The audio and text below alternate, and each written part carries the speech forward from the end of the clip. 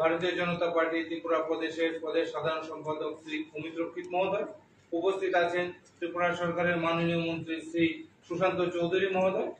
আজকের এই সাংবাদিক সম্মেলনে বিস্তারিত তথ্য তুলে ধরবেন মাননীয় মন্ত্রী শ্রী সুশান্ত চৌধুরী মহোদয়। আমি ওনাকে অনুরোধ করছি আজকের সাংবাদিক সম্মেলনে বিস্তারিত তথ্য আপনাদের সামনে তুলে ধরার জন্য।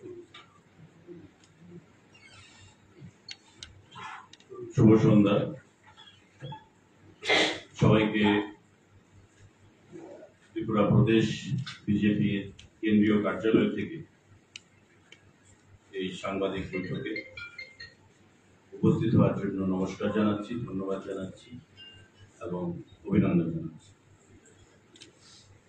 আমার সঙ্গে যারা আজকে আছেন এই সাংবাদিক বৈঠকে, আমার বাদিকে প্রদেশ বিজেপির সাধারণ সম্পাদক অমিত রক্ষিত মহোদয় এবং আমার ডান দিকে প্রদেশ বিজেপির মিডিয়া সেলের ইনচার্জ সুনীত সরকার মহোদয়। আজকে সাংবাদিক বৈঠকের যে কারণ আপনারা জানেন সাংবাদিক বন্ধুরা, যে নির্বাচন কমিশন দ্বারা আমাদের রাজ্যে তৃতীয় পঞ্চায়েত নির্বাচন ঘোষণা হয়েছে এবং আগামী মাসে এই নির্বাচন অনুষ্ঠিত হবে। নির্বাচন যখন ঘোষণা হয় সঙ্গে সঙ্গে তার আচরণবিধি লাগু হয়ে যায় এবং প্রত্যেকটি রাজনৈতিক দল প্রথা অনুযায়ী, নিয়ম অনুযায়ী তার প্রার্থীপদ সেখানে ঘোষণা করে, মনোনয়নপত্র দাখিল প্রক্রিয়া শুরু হয় এবং প্রচার অভিযানের পরবর্তী সময়ে এই নির্বাচন সম্পূর্ণ হয়। পরবর্তী সময়ে ফলাফল বের হয়। ভারতীয় জনতা পার্টি যা পৃথিবীর সর্ববৃহৎ পার্টি, গণতান্ত্রিক পার্টি এবং বিগত 3 দিন ব্যাপী আমাদের এই পঞ্চায়েত নির্বাচন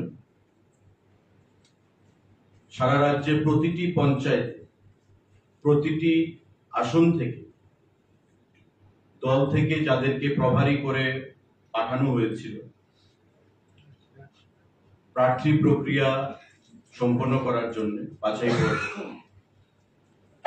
সেই প্রভারীরা আমাদের সংগঠনের সাথে কথা বলে, যারা বিধায়করা আছেন, মন্ত্রীরা আছেন, জেলা সভাপতিরা আছেন, মন্ডল সভাপতিরা আছেন, মোর্চার সেখানে নেতৃত্বরা রয়েছেন, প্রত্যেকের সাথে কথা বলে আমাদের টোটাল 605খানা গ্রাম পঞ্চায়েতে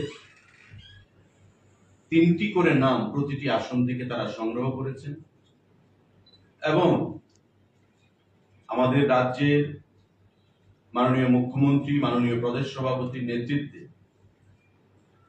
যে কমিটি রয়েছে বাছাই করার জন্য প্রার্থীপদ, সেই কমিটির হাতে তারা হস্তান্তর করেছে এবং গত 3 দিন ব্যাপী মাননীয় মুখ্যমন্ত্রী, মাননীয় প্রদেশ সভাপতি, আমাদের প্রাক্তন মুখ্যমন্ত্রী, সাংসদগণ, আমাদের বিভিন্ন মেম্বাররা যারা কমিটিতে রয়েছে, প্রত্যেকে মিলে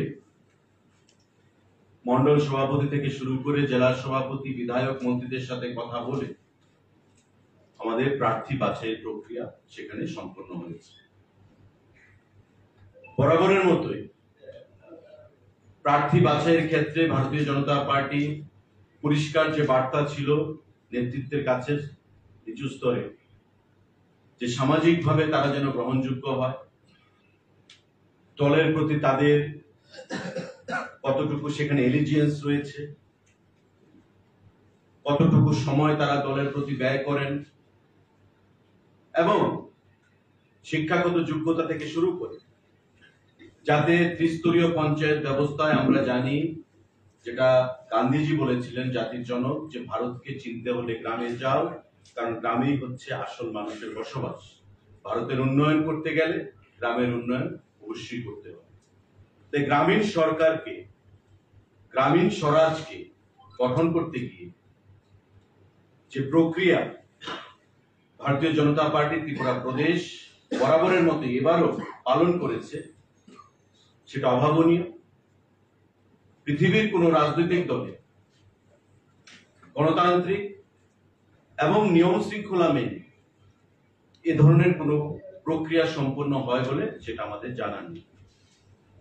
আমি আজকের এই সাংবাদিক বৈঠকের মাধ্যমে রাজ্যের জনপ্রিয় মুখ্যমন্ত্রী প্রফেসর ডক্টর মানিক সাহাকে, পার্টির প্রদেশ সভাপতি সম্মানীয় শ্রী রাজীব ভট্টাচার্য মহোদয়কে এবং আমাদের এই প্রক্রিয়ায় যারা যুক্ত ছিলেন, সাধারণ সম্পাদক, সহ সভাপতি থেকে শুরু করে প্রাক্তন মুখ্যমন্ত্রী, এমপিরা, যারা অক্লান্ত পরিশ্রমের মাধ্যমে প্রার্থী বাছাই প্রক্রিয়া সম্পন্ন করেছেন এবং আগামী দিনে ত্রিস্তর পঞ্চায়েত ব্যবস্থা যারা ভোট চাইবে জনগণের কাছে, তাদের বাছাই প্রক্রিয়া সম্পূর্ণ করেছেন, তাদেরকে অনেক অনেক ধন্যবাদ এবং শুভেচ্ছা জানাচ্ছি আজকের এই সাংবাদিক বৈঠকের মাধ্যমে। এখানে আমাদের, আপনারা জানেন যে 8টি জেলা রয়েছে এবং এই 8টি জেলায় সমপরিমাণ অর্থাৎ 8টি জেলা পরিষদ রয়েছে। এই 8টি জেলা পরিষদে টোটাল যে আসন সংখ্যা সেটা হচ্ছে 116। এই 116টি প্রার্থী আগামী দিনে নির্বাচিত হবে এই 8টি জেলা পরিষদের মধ্যে। তার মধ্যে নর্থ ত্রিপুরাতে রয়েছে জেলা পরিষদের 17খানা আসন,